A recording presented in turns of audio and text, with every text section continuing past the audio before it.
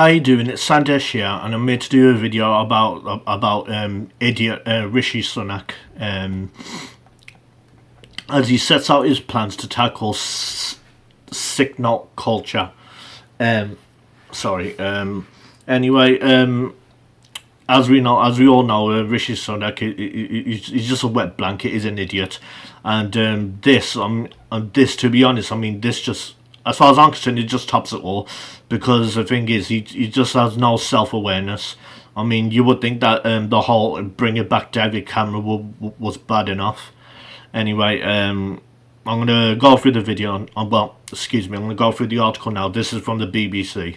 Okay, so Rishi Sunak wants to strip GPs of their power to sign people off work as part of a plan to tackle what he calls the UK's sick note culture.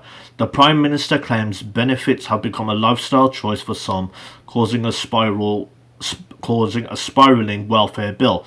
If the Tories win the general election, Mr Sunak wants to make it harder for some patients to obtain a sick note. Disability charities reacted with anger, with Scope branding the plans a full-on assault on disabled people, which is true. That's what it is. Because I mean, this is not the first time that they've done this. I mean, they've been doing it for 14 years, to be honest. They suggested the planned reforms were driven by bringing costs down rather than how we support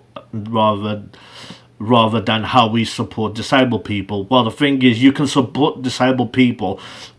I'll tell you what's mainly bringing the costs up of as far as the welfare bill. Look at the amount of immigrants that are coming in this country by record numbers.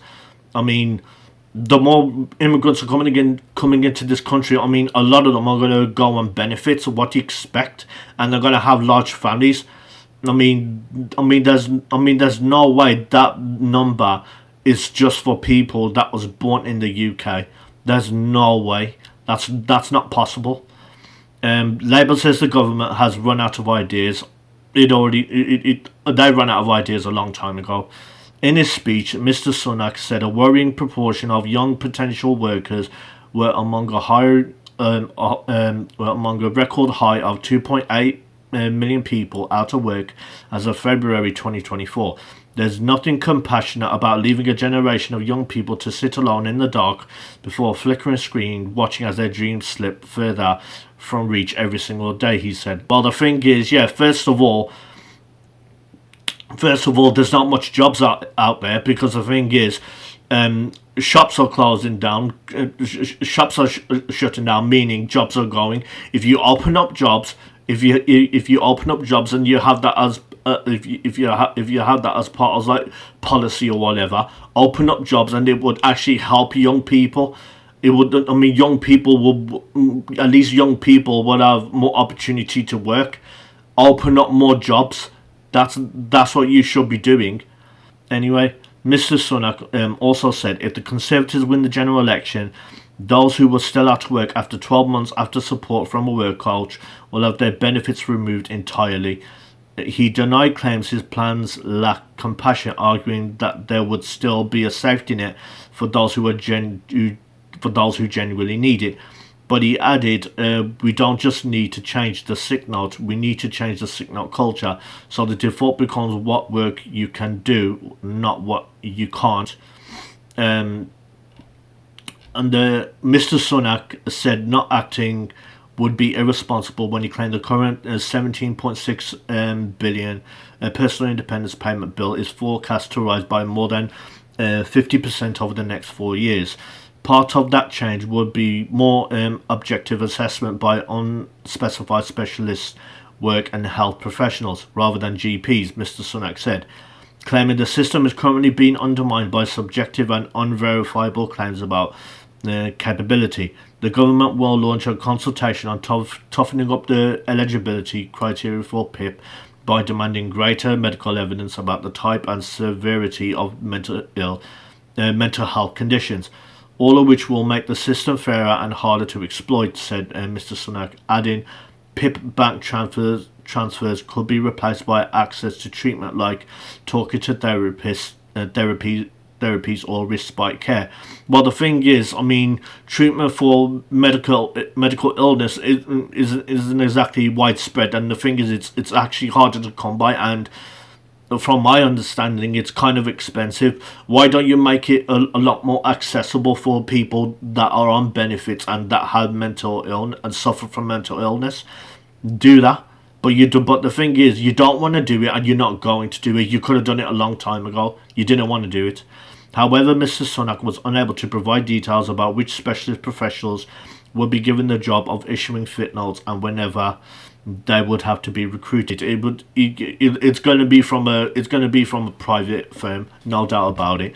Just like our a private firm. I forgot the name. Who does the assessments? That's what it'll be.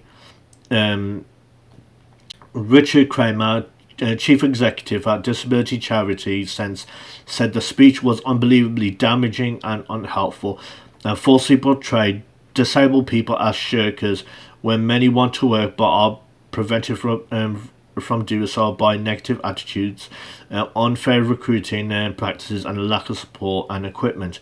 After when I've read the article, and then I'll go over my thoughts. He accused the government of carrying out an ongoing onslaught against disabled people that was hard to watch. It ain't just Sunak. The thing is, I mean, the Tories have been doing this for 14 years now, ever since Cameron gone in. They've been doing this. Dan Scora of Learning and Disability Charity Mencap said many people with a learning disability are already struggling to get by on current benefit rates, resulting in them taking extreme actions, including skipping meals and not turning on lights or the heating.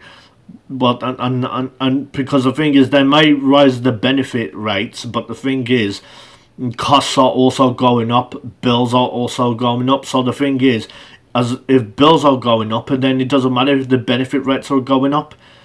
The government needs to stop demonising disabled people when it is the system that is failing. Exactly. Ensure that those who need financial support get the right amount.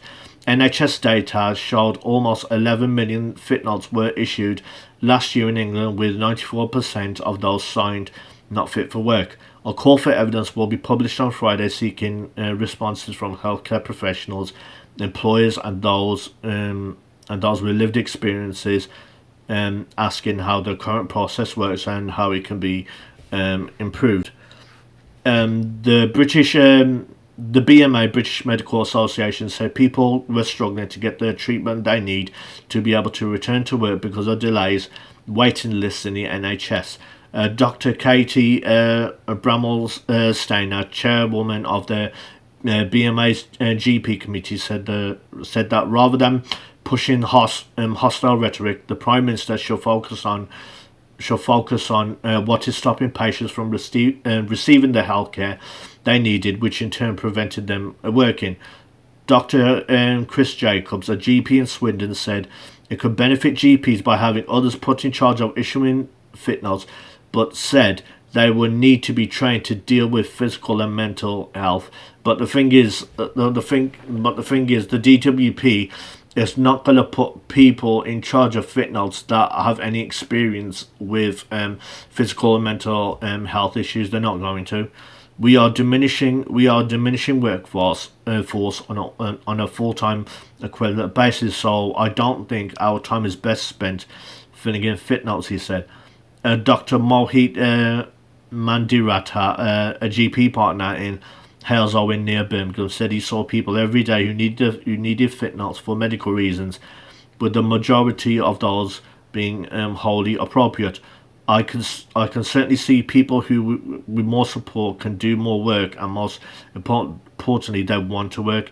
He said people needed a personalised approach and may need physical and medical support as well as help with things such as confidence or interview technique. The reason people are off work is very specific. It's not always cut and straight. But the thing is, that's not all. The Tories don't look at it that way. They just don't. It's always a black and white vision with them. And Labour leader Keir Starmer said the Prime Minister's announcement was a reheated version of something the government announced 7 years ago, a reference to a policy announced by then PM Theresa May in 2017. This was in contrast to Labour's laser-like focus to deal with the problem of people getting back into work. He added, the big problem here, frankly, is that the government has broken the NHS and waiting lists are up. So that's where the focus needs to be, he said, adding, it's no good talking about the problem, what we need is action. Liberal Democrat leader Ed Davies said the speech was desperate when millions are unable to access NHS hospitals, GPs and mental health support. Mental health support is not exactly there, and NHS hospitals, there's not many around, because I know for a fact that during the 14 years, I know for a fact that they did close hospitals as well as police stations and fire stations. It's like they're basically telling these they're basically telling these people, okay, I want you to, I'm gonna cut off one of your arms and one of your legs, and you have to do the job which is equipped which is equipped for people with 2 arms and 2 legs. Green Party co-leader Carla Denia said the Prime Minister should be fixing the NHS, not blaming people who are ill. And that's what this is about, he's blaming people. Because the thing is, obviously the way I look at this, my personal view on this is it's completely stupid. He's not aware, and he doesn't want to be aware. And the thing is, I mean, is it any surprise that the Tories are leaving in droves? Because the thing is, they know for a fact in the upcoming election, it's going to be over. It's going to be over because he's been nothing but a disaster. Even as a chancellor, he was a disaster as well.